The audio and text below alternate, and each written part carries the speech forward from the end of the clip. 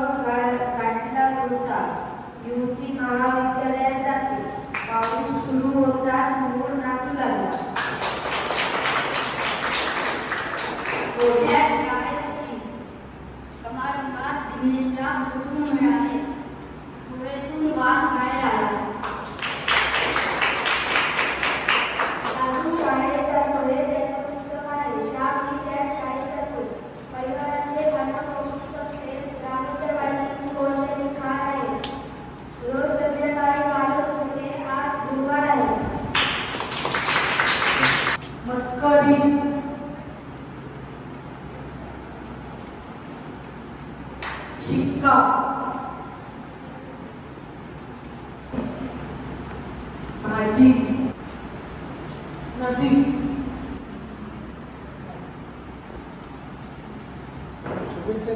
कोणते अंक आहेत ते वाचून दाखवा. अंक 24, 25, 26, 27, 17, 18, 19, 20, 30, 31. सावली वाचनाचा उपक्रम राबवण्यासाठी संपूर्ण महाराष्ट्रामध्ये प्रत्येक प्रशालेला सूचना केलेल्या आहेत आणि हा जून पर्यंत असा हा कार्यक्रम चालू राहणार आहे. प्रायोगिक तत्वावरती इयत्ता 5वीचे विद्यार्थी या ठिकाणी घेतलेले आहेत. नवीन शैक्षणिक वर्ष जून 2025 पासून सुरू होत आहे. त्या संदर्भामध्ये सुद्धा यानंतर तुम्हा विद्यार्थ्यांना मार्गदर्शन शिक्षकांकडून होईलच, परंतु आता शिक्षणाची काठिण्य पातळी सुद्धा हळूहळू उंचावत चाललेली आहे. कारण आता तुमची जी पिढी आहे ही एवढी हुशार आहे आणि मोबाईल, सोशल मीडिया किंवा इंटरनेट या माध्यमामध्ये तर तुम्ही खूप पुढे आहात. पण हे सगळं करत असताना आपल्याला वाचता येते का किंवा काही अंकमोड करता येतात का? बऱ्याच ठिकाणी असं दिसून येतंय की एका वर्गातून दुसऱ्या वर्गामध्ये मुलं जात असतात. आता विशेषतः आम्ही आता पाहतोय, तुम्ही तर लहान आहात त्यामुळे तुम्हाला किती कळेल काय माहित नाही, पण ज्यावेळेस आता आम्ही वरती 11वी-12वीचे विद्यार्थी पाहतोय त्या मुलांना स्वतःचं नाव मराठीमध्ये, इंग्रजी तर राहू देत बाजूला, मराठीमध्ये लिहिण्याची सुद्धा त्यांची खूप पंचायत होती. आणि गणित हा तर दूरचाच विषय झाल्यासारखा झालेला आहे. आणि हे ज्यावेळी शासनाच्या लक्षात आता आलेलं आहे की मुलं कुठेतरी खालच्या पातळीवर, तर मुळात तुमच्यावर संस्कार करण्यासाठी किंवा तुम्हाला जे काही चांगलं अध्ययन करायचं असेल तर मुळात खालतूनच, खालचा पाया जर चांगला झाला तरच तो पुढे व्यवस्थित होतो. कारण जसे आपण बघा आता आजूबाजूला तुम्ही फक्त एक इमारती बांधल्या चालू आहे, बरोबर आहे, बिल्डिंग बांधतात, आपल्या शाळेच्या समोरच बिल्डिंगचं काम चालू आहे, बरोबर आहे की नाही? तर त्या ठिकाणी पाया चांगला भक्कम केला जातोय आणि मग जर पाया भक्कम चांगला केला गेला तर त्याच्यावरती अगदी 12, 15, 20, 25 अगदी मोठमोठ्या इमारती ते व्यवस्थित उभ्या राहू शकतात. पण पाया जर चांगला झाला नाही तर काय उपयोग आहे वर बिल्डिंग बांधून? ती पडणार ना, बरोबर? यासाठी मुळातच खालच्या पातळीवरती तुम्ही खालच्या वर्गात असताना व्यवस्थित तुम्हाला मराठी वाचता येते का, अंक व्यवस्थित येत आहेत का, लिहिता येत आहे का, अंकमोड व्यवस्थित करता येत आहेत का, हे शासनाने निवड परीक्षा संपली की तुम्ही काय करता, परीक्षा संपली की चला आता जून महिन्यात शाळा सुरू होणार आहे तोपर्यंत आपण निवांत राहायचो. पण तसं करून चालत नाही.